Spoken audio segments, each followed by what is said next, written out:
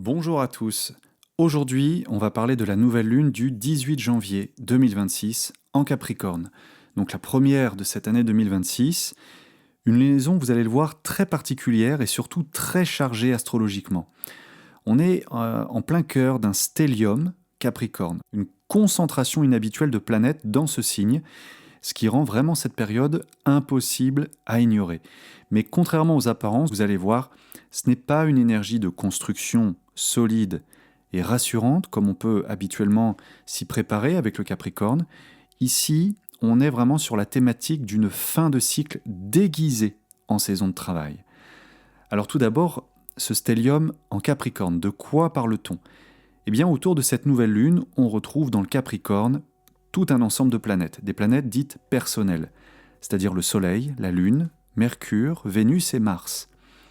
Autrement dit, toutes les fonctions essentielles qui sont associées à ces planètes, à savoir, pour le Soleil, la conscience, pour la Lune, les émotions, Mercure, c'est le mental, avec Vénus, les relations et les valeurs, et concernant Mars, c'est l'énergie d'action. Eh bien, toutes ces planètes et toutes ces fonctions essentielles, tout passe par le filtre du Capricorne, pour tout le monde, que vous soyez du signe du Capricorne ou non. C'est un petit peu comme si, à ce moment de la nouvelle lune, eh bien, la vie nous disait ou nous invitait à regarder sérieusement ce que nous faisions, ce que nous poursuivons et ce sur quoi nous dépensons notre énergie. La saison du Capricorne, je vous le disais, est ici plutôt inhabituelle. Ce n'est pas une saison comme les autres. Normalement, une telle concentration au Capricorne devrait nous pousser sur le mode Capricorne, donc à travailler dur, à chercher à poser des bases solides, à avancer coûte que coûte. Le Capricorne, c'est vraiment l'archétype de l'initié, de celui qui avance, qui tient bon, contre vents et marées, au sommet de la montagne, malgré les conditions rudes, ou malgré le fait qu'il soit exposé aux quatre vents du sommet de la montagne.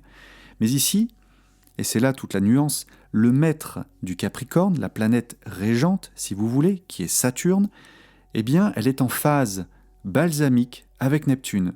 Oui, vous avez bien entendu, balsamique.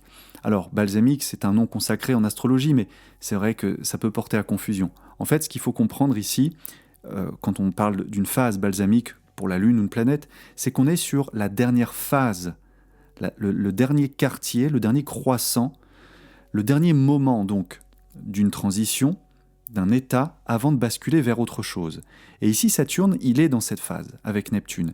Et ça change donc radicalement l'interprétation, puisqu'on est invité à faire comme d'habitude, entre guillemets, sur le mode Capricorne, alors même que les fondations intérieures sont en train de se dissoudre. Nos fondations intérieures sont en train de se dissoudre. Et c'est pour cela que cette période peut être vraiment vécue comme un sentiment d'absurdité, une fatigue inexpliquée, et cette impression de travailler sur quelque chose qui pourrait ne pas survivre à l'année à venir.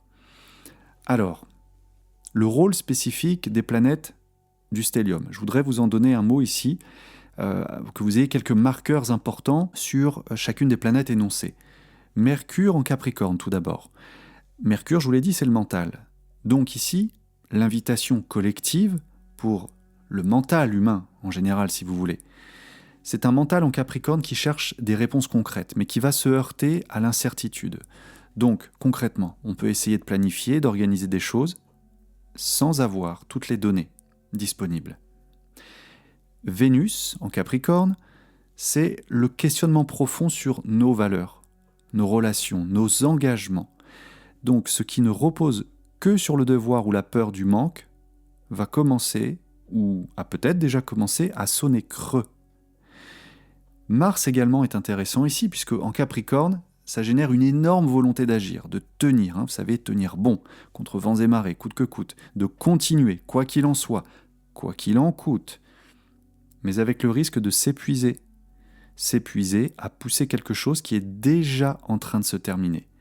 Donc en fait, le message ici n'est pas de ne pas agir, il est plutôt d'observer où notre énergie est aspirée inutilement. Et cette nouvelle lune en toute fin de Capricorne, à 28 degrés du Capricorne, nous indique un degré de clôture. Ce serait intéressant d'ailleurs pour chacun d'entre vous de jeter un œil à votre thème et de regarder sur votre carte astrologique où se trouve le 28e degré du Capricorne, s'il y a des planètes qui y sont sur votre thème de naissance, et surtout dans quelle maison cela se trouve. Parce qu'une nouvelle lune sur le dernier degré ou les derniers degrés du Capricorne indique un moment de clôture symbolique, mais aussi littéral, factuel. On est donc littéralement au bout d'un modèle, à la fin d'une manière de fonctionner, juste avant le fameux point balsamique, souvenez-vous, mais juste avant le basculement vers l'énergie aquarienne du Verseau. D'ailleurs, dans les jours qui suivent, Vénus, puis le Soleil, puis Mercure et Mars quitteront le Capricorne et ils vont tous rejoindre la planète Pluton qui est déjà en Verseau. Et cela indique que ce qui se joue maintenant, à l'heure où je vous parle et à l'heure de la nouvelle lune à venir, se joue maintenant, c'est cette dernière consolidation avant la transformation radicale. Et cette analyse, si vous voulez, nous permet d'aller vraiment sur le sens profond de cette nouvelle lune. Cette lunaison ne nous demande pas de lancer quelque chose de nouveau à tout prix. Elle nous demande de regarder lucidement ce qui est encore viable. Si vous voulez, ce stellium, cet amas planétaire, cette concentration de planètes en Capricorne agit comme un projecteur, littéralement. Ça va mettre en lumière les structures professionnelles. On reste sur le thème Capricorne, bien sûr, donc un projecteur sur ces structures, sur nos responsabilités et sur les engagements que l'on porte parfois par automatisme. Et donc la question centrale devient maintenant, pour notre âme, est-ce que cela a encore une âme ? Est-ce que la structure professionnelle dans laquelle j'évolue a encore une âme ? Est-ce que les responsabilités que je porte sont encore au service de mon âme ? Est-ce que les engagements que je porte parfois par automatisme, par conditionnement, par loyauté, ont encore une âme ? Est-ce que ça a du sens pour mon être ? Alors je vous dirais que ce qu'il ne faut pas forcer dans ce cadre, dans cette situation. Avec autant de planètes en Capricorne, on pourrait croire qu'il faut absolument serrer les dents, redoubler d'efforts, continuer coûte que coûte, bref, faire du Capricorne quoi qu'il en coûte. Mais sous Saturne-Neptune, puisque le régent du Capricorne, je vous l'ai dit, c'est Saturne, qui est en conjonction avec Neptune, eh bien cela devient contre-productif. Plus on force, plus on ressent le vide. Donc je vous invite ici à méditer et à envisager un petit peu les intentions justes sous cette nouvelle lune, juste au sens d'équilibré, approprié. Cette nouvelle lune, en effet, est idéale pour poser des intentions. Ça tombe bien, on est encore au début du mois de janvier, si vous souhaitez poser des intentions, c'est peut-être le meilleur moment pour le faire. La nouvelle lune, c'est vraiment comme le fait de planter une graine en terre. La pleine lune, c'est au contraire la phase d'éclairage, la phase de mise en lumière de ce que cette graine a donné. Donc ici, la nouvelle lune, c'est pour poser des intentions comme « je regarde la réalité sans me mentir ». Le Capricorne, c'est aussi le principe de réalité, le retour au réel. Je cesse d'investir mon énergie dans ce qui est déjà en train de se dissoudre. Et oui, nous sommes donc sur les derniers degrés de clôture, phase balsamique, souvenez-vous. Donc, pourquoi continuer d'investir son énergie dans quelque chose qui est déjà en train de se dissoudre ? Donc, j'accepte de ralentir avant le prochain grand virage. Cette nouvelle lune, c'est vraiment une réorganisation intérieure, mais pas encore une action extérieure. Il faut savoir prendre son temps. Si vous voulez, les saisons d'hiver, d'ailleurs, c'est un bon point de rappel ici, c'est tout à fait approprié.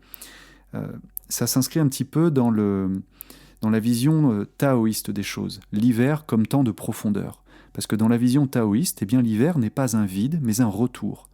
La vie se recueille, le bruit s'apaise. D'ailleurs, c'est intéressant de voir que lorsqu'il neige, et a priori en janvier, on a bien vu qu'il y a des régions de France qui sont aussi sous la neige, mais tout devient silencieux, le bruit s'apaise.